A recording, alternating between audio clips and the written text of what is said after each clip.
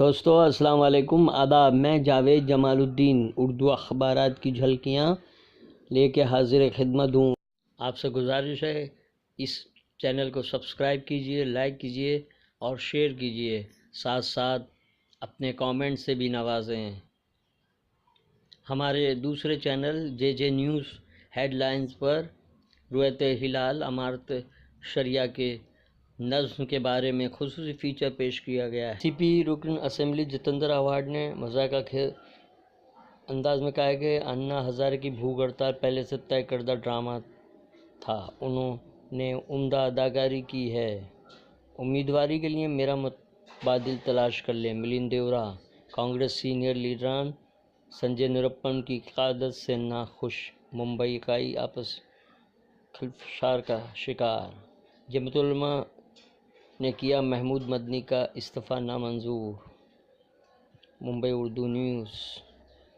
مہاراشٹر کے نسیم خان نے گؤ کے نام پر بے گناہ مسلمانوں کے قاتلوں کے خلاف کارروائی کا مطالبہ کیا۔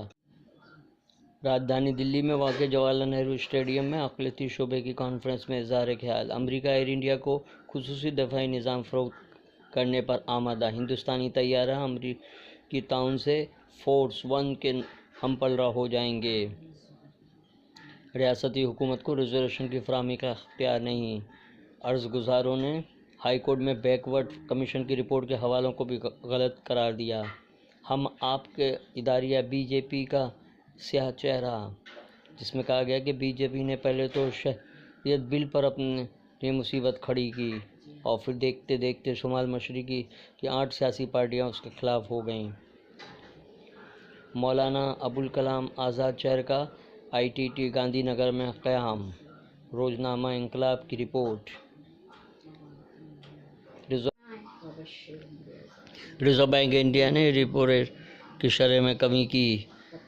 بینک کی شرح 75.5% سے گھٹ کر 50 کر دی گئی ہے، جس کی وجہ سے ہوم لون اور کار لون میں کمی واقع ہوگی۔ حکومت صدر کے عہدے پر سیاست کر رہی ہے، اپوزیشن کا الزام۔ بنگال ویسٹ ہے بیسٹ، بنگال بن چکا ہے، مکیش امبانی۔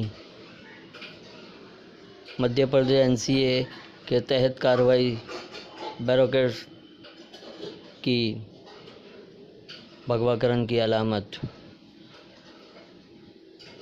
پستول اصلی تھی یا نکلی؟ اردو ٹائمز کا اداریہ، اس پر 30 جنوری کو گاندھی جی کے پتلے کو گولی مارے جانے کے واقعے پر اداریہ تحریر کیا گیا ہے۔ اردو ٹائمز کے آج کل کالم میں فاروق انصاری نے مسلمان اپنے قبرستانوں کو بچانے کی فکر کریں۔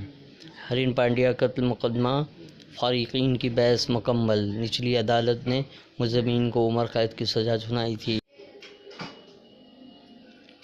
5 سالہ بچی کو جلتی موم بتی سے چٹکا دینے والی ماں اور چچی کو گرفتار۔ شیوسینا بی جے پی 23-25 کا فارمولہ۔ شیوسینا بھیونڈی اور پالگڑھ پر بضد۔ دھاراوی میں محمد عرفان کے قتل کو خودکشی بنانے کی کوشش۔ پولیس کے خلاف انجمن باشندگان بہار کا سخت احتجاج۔